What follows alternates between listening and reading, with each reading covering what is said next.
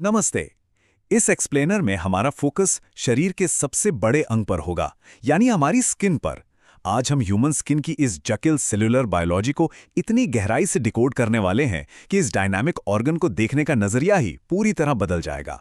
तो चलिए बिना किसी देरी के सीधे टॉपिक पर आते हैं। आज के इस एक्सप्लेनर का एजेंडा एकदम साफ है। हम स्किन की लेयर्स को स्टेप बाय स्टेप समझेंगे। पहले स्किन की जनरल एनाटॉमी, फिर सबसे ऊपरी ढाल यानी एपिडर्मिस, उसके बाद बीच का मजबूत ढांचा डर्मिस, फिर एकदम नीचे का फाउंडेशन सबक्यूटिस, और आखिर में देखेंगे स्किन के 7 सबसे जरूरी काम। भाग 1, एनाटॉमी। शुरुआत करने से पहले एक बात क्लियर कर लेते हैं।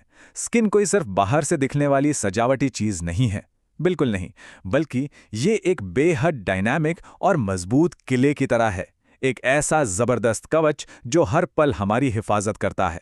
अगर हम स्किन के इस पूरे स्ट्रक्चर को एक नक्शे की तरह देखें तो इसमें मुख्य रूप से 3 आर्किटेक्चरल लेयर्स नजर आती हैं। सबसे ऊपर है एपिडर्मिस, ठीक उसके नीचे बीच में है डर्मिस, और एकदम बेस में यानी सबसे नीचे है हाइपोडर्मिस, जिसे सबक्यूटिस भी कहा जाता है। अब गहराई में गोता लगाने से पहले एक बहुत ही मजेदार फैक्ट, जो स्किन हमें बाहर से दिखाई देती है ना, वो असल में केराटिनाइज्ड होती है। मतलब इसकी सबसे ऊपरी सतह जानबूझकर डेड यानी मृत और सख्त बनाई गई है। ये केराटिन नाम के प्रोटीन से बनी होती है। ये शरीर के अंदर की नम झिल्लियों से बिल्कुल अलग है, ताकि बाहर के खतरे बाहर ही रहें। है ना कमाल का मैकेनिज्म। भाग 2, एपिडर्मिस। सतह के ठीक नीचे आते ही हम शरीर की बाहरी ढाल और सुरक्षा की सबसे पहली लेयर में एंटर करते हैं।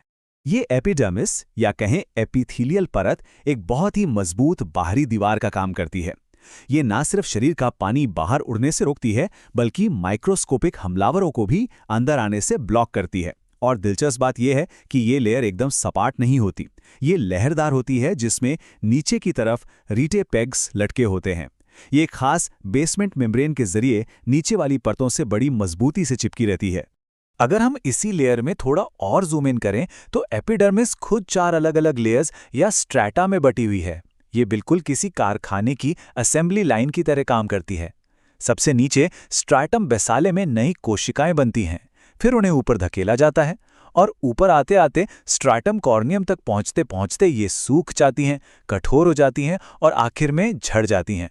इस पूरे सेल्यूलर शहर में हर सेल का अपना एक फिक्स्ड और बेहद खास काम है। उदाहरण के लिए एपिडर्मिस के मेलानोसाइट्स को ही ले लीजिए। ये पिगमेंट बनाते हैं, यानी स्किन को उसका रंग देते हैं। वहीं दूसरी तरफ अगर हम गहराई में मौजूद डर्मिस के फाइब्रोब्लास्ट्स को देखें तो उनका काम स्किन का स्ट्रक्चर तैयार करना है। दोनों का रोल एकदम अलग और अहम है।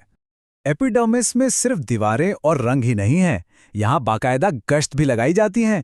लैंगरहैंस कोशिकाएं स्किन के सिक्योरिटी गार्ड्स की तरह ड्यूटी पर रहती हैं। कोई भी बाहरी तत्व या एलर्जिन दिखा नहीं कि ये उसे पकड़कर तोड़ देती हैं और तुरंत इम्यून सिस्टम को अलर्ट करने के लिए लिम्फ नोड्स की तरफ भागती हैं। भाग 3, डर्मिस। बेसमेंट मेम्ब्रेन को पार करके अब हम स्किन की असली गहराई यानी उसके सपोर्टिव कोर में आ गए हैं। इस लेयर में एक खास तरह का जेल होता है, जिसे ग्राउंड सब्सटेंस कहते हैं। ये कोई साधारण जेल नहीं है, ये ब्लड वेसल्स, स्मूथ मसल्स और स्ट्रक्चरल फाइबर्स के एक बहुत ही उलझे हुए नेटवर्क को एक साथ बांध कर रखता है। यहीं से स्किन को उसका भारी भरकम इंफ्रास्ट्रक्चर मिलता है। डर्मिस की जो असली ताकत और शेप है, वो 2 तरह के फाइबर्स के बेहतरीन बैलेंस पर टिकी है।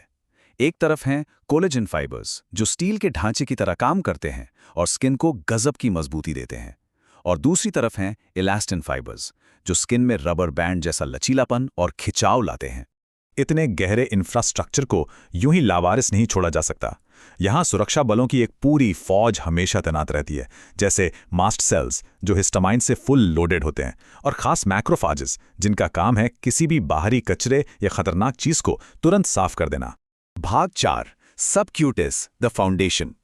अब इस एनाटॉमी की जर्नी में हम एकदम बॉटम पर, सबसे निचले स्तर पर पहुंच गए हैं। इसे हाइपोडर्मिस या पैनिकुलस भी कहा जाता है। स्किन की ये फाउंडेशन लेयर मुख्य रूप से एक फैट पैड है। ये एडिपोसाइट्स नाम के फैट सेल से बनी होती है, जो छोटे छोटे लोब्यूल्स में पैक रहते हैं। इन लोब्यूल्स को फाइब्रस सेप्टे नाम की परतें अलग करती हैं। एक मजेदार फैक्ट बताऊं, कई बार यही फाइब्रस सेप्टे स्किन के ऊपर वो छोटे छोटे गड्ढे बना देते हैं जिन्हें हम आम भाषा में सेल्यूलाइट कहते हैं। भाग 5 त्वचा के 7 कार्य। अब तक हमने स्किन को एकदम माइक्रोस्कोप से देखा। चलिए अब थोड़ा पीछे हटते हैं और पूरी पिक्चर देखते हैं। ये तीनों लेयर्स एक साथ मिलकर कैसे काम करती हैं, ये समझना बहुत जरूरी है। एक सिंगल यूनिफाइड ऑर्गन के तौर पर काम करते हुए स्किन 7 बहुत ही क्रिटिकल फंक्शंस पूरे करती है। ये सब मुमकिन हो पाता है उन लगातार चलने वाले फिजिकल और केमिकल रिएक्शंस की वजह से जो इन सभी परतों में हर वक्त हो रहे हैं। चलिए इन्हें एक एक करके डिकोड करते हैं। फंक्शन नंबर 1 है प्रोटेक्शन। सबसे ऊपरी लेयर से डेड स्किन का लगातार झड़ते रहना एक मैकेनिकल बैरियर बनाता है और इसके साथ ही मेलानिन सूरज की खतरनाक अल्ट्रावायलेट किरणों से हमें एक बेहतरीन शील्ड देता है। Function number 2 thermoregulation. जब हमें गर्मी लगती है तो डर्मिस में मौजूद पसीने की ग्रंथियां एक्टिव हो जाती हैं। पसीना बाहर आता है और उसके वाष्पीकरण से शरीर खुद ब खुद ठंडा हो जाता है। ये एक तरह के इनबिल्ट कूलिंग सिस्टम की तरह काम करता है। तीसरा फंक्शन हमें बताता है कि स्किन एक तरह की मैन्युफैक्चरिंग यूनिट भी है। जैसे ही स्किन पर सूरज की रोशनी पड़ती है, ये विटामिन डी का एक एक्टिव फॉर्म खुद सिंथेसाइज करने लगती है, जो पूरे शरीर की सेहत के लिए बहुत जरूरी है। फंक्शन नंबर 4 है एक्सक्रीशन यानी उत्सर्जन। हमारी स्किन शरीर के अंदर मौजूद नुकसानदायक मेटाबॉलिक कचरे को बाहर निकालने के लिए एक एग्जिट गेट का काम करती है। ये सब पसीने और सीबम के जरिए बाहर निकाल दिया जाता है। और आखिर में आते हैं फंक्शन 5, 6 और 7, इम्यूनोलॉजी, जहां लैंगरहैंस कोशिकाएं बीमारियों से लड़ती हैं। सेंसेशन, जहां डर्मिस की नसों का जाल हमें टच, दर्द और तापमान महसूस कराता है। और अपीयरेंस, स्किन की मोटाई और उसका अद्वितीय लचीलेपन ही ये तय करता है कि हम बाहरी तौर पर कैसे दिखते हैं। तो इस डायनामिक अंग को सतह से लेकर इसके फाउंडेशन तक गहराई से समझने के बाद एक बहुत ही अहम सवाल छोड़कर जाते हैं। इस जटिल और माइक्रोस्कोपिक कवच के बारे में जानने के बाद, जो हर एक सेकंड हमारे शरीर की रक्षा कर रहा है, हेल्थ और वेलनेस के प्रति हमारा नजरिया अब कैसे बदलना चाहिए, जरा सोचिएगा। इसी विचार के साथ हमारा ये एक्सप्लेनर यहीं खत्म होता है।